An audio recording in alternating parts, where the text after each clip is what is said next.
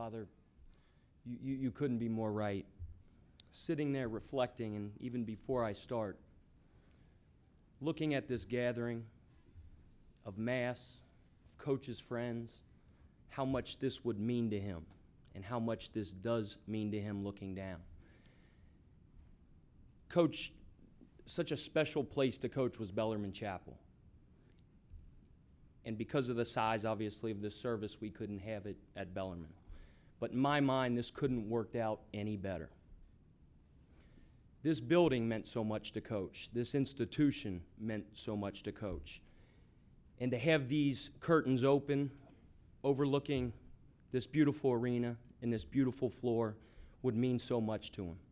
And as I was sitting there, as communion was being administered, and I was reflecting, and I was praying, and I was talking to Coach, and I said, Coach, this is unbelievable.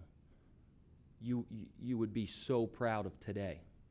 And I said, but Coach, if only this building would have been built 3 years earlier. I'm looking from this chair out at this view and what I would give to be able to play on this floor. And Coach Prosser, in true sarcasm, I know what he would have said to me. He said, Kels, you had that same view of all of our games at the Cincinnati Gardens. It would be no different here at the Cintas Center, just so you know.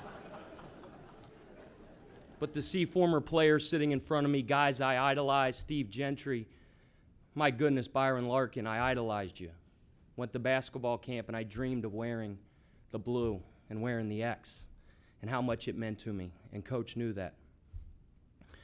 For the last week, Father's right, there's been hundreds of stories, articles written about the greatest man, one of the greatest men I've ever known, George Edward Skip Prosser. I've never called him George, and I've never called him Skip. I believe one of the greatest honors that a player can bestow on a coach is to refer to him as Coach forever.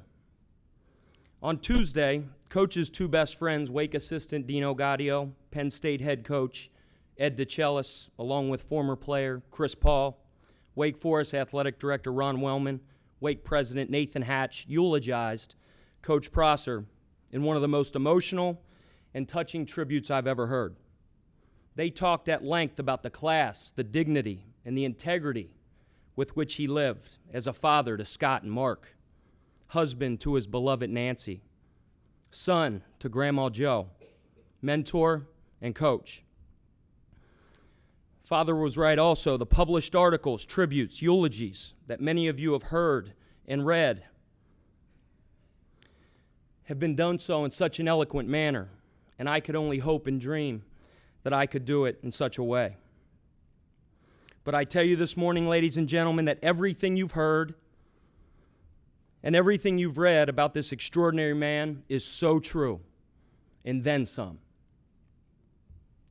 You see, it's like Coach Prosser told our team at Xavier in 1998 in one of the daily pre-practice meetings in which he would, as always, motivate, lead, teach, and prepare us for the day at hand. This, after reading one of the thousands of books that he's read in his lifetime, shared a story about NBA great Michael Jordan. As the story goes, a rival NBA executive from another franchise capsulized Jordan's greatness by saying he was always better than the hype. So few people would have such buildup and talk of such greatness and then deliver above and beyond.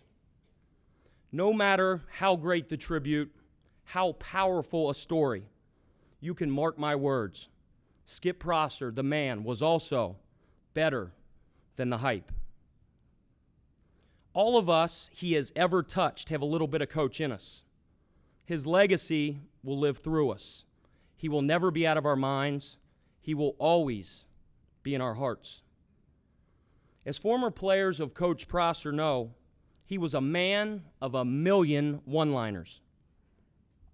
His sarcastic quips, philosophical sound bites, quick takes on current pop culture are forever burned in all of our memories.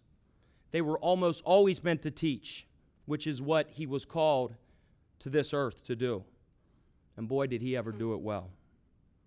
Over the last week, it's been so special, so therapeutic, and so heartwarming to laugh hysterically, cry uncontrollably, and hug people tighter than I ever have before, as the stories were told, the Prosserisms were recited, and the memories shared.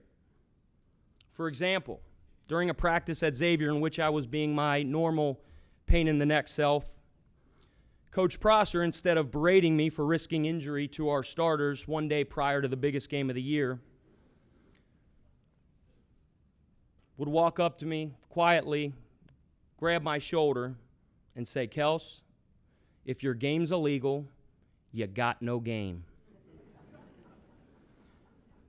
After a big win, a program-changing win, like when Lenny Brown hit that shot that was heard round the I-275 loop, the one which the legendary Andy McWilliams stated, "The Bearcats may be the #1 team in the country, but today they're the #2 team in the city of Cincinnati."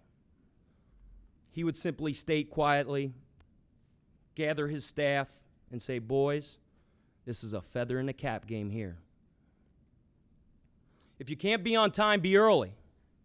You can't be soft and play for Wake. You can't be soft and play for Xavier. The hungry cat always hunts best." If he thought a particular player wasn't fighting through a minor injury of some sort, he would say, under his breath, but just loud enough for everyone to hear, "Our vines have tender grapes." His humor, sarcasm was legendary. It was usually a much-needed relief from the pressures of the season or the business in general. In a recent conversation with a former player who was dating a beautiful, sweet gal who happens to be from a very, very wealthy family, and in a way only Coach Prosser could say, "You're going to marry more in a day than you could make in a lifetime."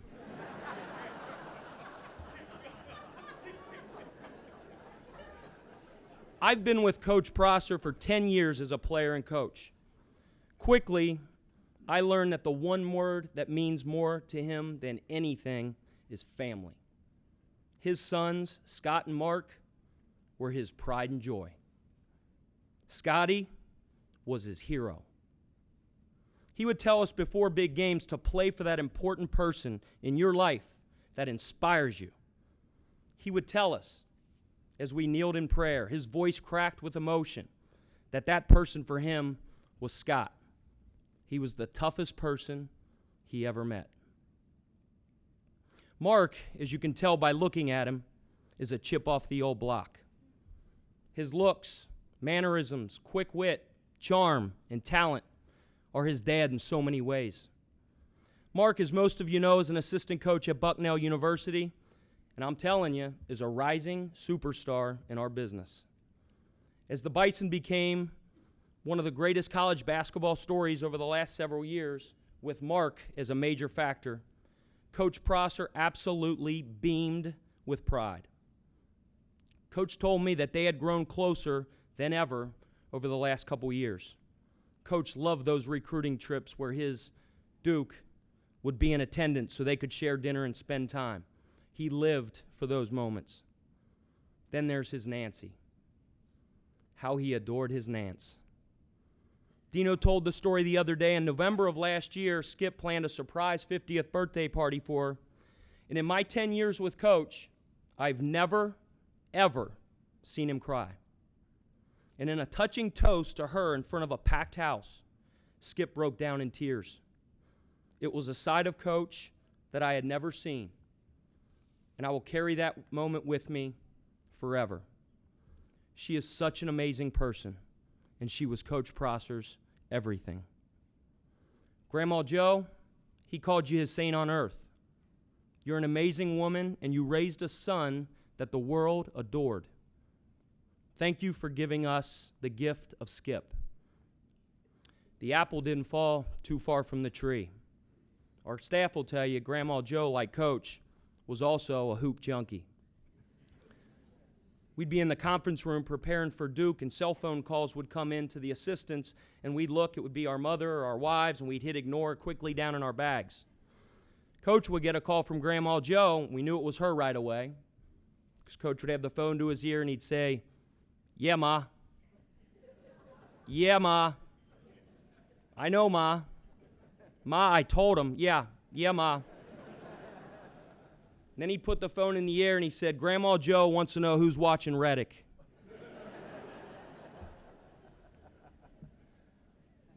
Players, managers, doctors, trainers, strength coaches, athletic directors, and presidents were all to Skip basketball family, and Coach treated them as such. The beloved president at Xavier University, the late Father James Hoff, was a daily visitor at practice and a dear, dear friend and confidant to Coach Prosser and Nancy. Coach would ask him to speak to the team. Father would always reply, "Can I?" Coach would say, "Of course, Father, it's your team." He was a stickler for rebounding. I can see Father Hoff telling T.J. Johnson right now, like he did every day, "That rear end of yours, Tavares, is a rebounding weapon." Kenny Harvey and I, dear, dear friend of mine and former player, were talking about Father Hoff's famous speech last night, one that we former players talk about all the time. I saw Mo. Mo probably remembers this. And Father came up to the team and gathered us close, and he said, "Boys," in that soft-spoken manner that only Father Hoff had. And he said, "Boys, if you rebound more than them and you turn the ball over less than them, and if you score more points than them, there's a pretty darn good chance we're going to win." He's the boss. He was the boss. I take comfort in knowing that Father Hoff and Coach Prosser are looking down on this mass here today, smiling from ear to ear. So proud of the legacy that they left this special place and that they left these special people. Finally, there's one last teaching one-liner that probably trumps all else. It's one that can be recited by not only hundreds of former and current players, but thousands of young men in Cincinnati, Baltimore, Wheeling, and Winston-Salem who attended the famed Skip Prosser basketball camp, and that is to never delay gratitude. So in true Skip fashion, on behalf of Coach's immediate family, his extended basketball family, I would like to say thank you from the bottom of our hearts for the outpouring of love and support that you have shown. On behalf of all former players, managers, trainers, and coaches, we would like to say thank you to our hero, our mentor, our leader, our everything. Thank you, Coach. We love you, and we sure miss you.